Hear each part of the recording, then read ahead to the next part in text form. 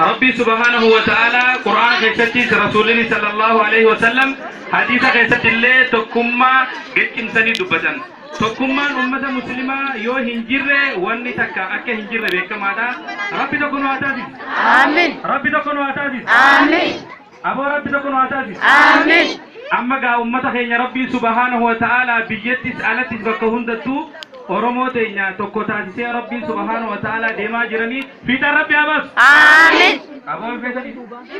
Aboo Rabbi tokko habas. آمين Fiixa Rabbi habas. آمين Aboo Rabbi nu habilison. آمين Yaa Rabbi nu bilison. آمين Yaa Rabbi gartee Muusaa Fir'auna jalaa najaa baastee yaa Rabbi ummata keenya Tigree jalaa najaa baas. آمين Yaa Rabbi ummata gaggabaabaa fokkotaa kan jalaa yaa Rabbi najaa baas. آمين Yaa Rabbi najaa nu baas. آمين Rabbi ol nu haan. آمين Aboo Rabbiin ol nu haa fuudhu.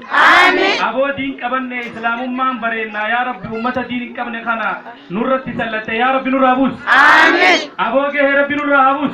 آمين Rabbiin bakka isaan dhufanitti Rabbi haa deebisu. آمين Aboo gartee barahaa gartee humaan jirre wanni nyaatamu hin jirre bakka beelaatii dhufanii achitti Rabbi haa deebisu. آمين Lafa bareedduu lafa waa magarsiisu lafa aannanii lafa deemaa teenya sani Rabbi nu haa gal.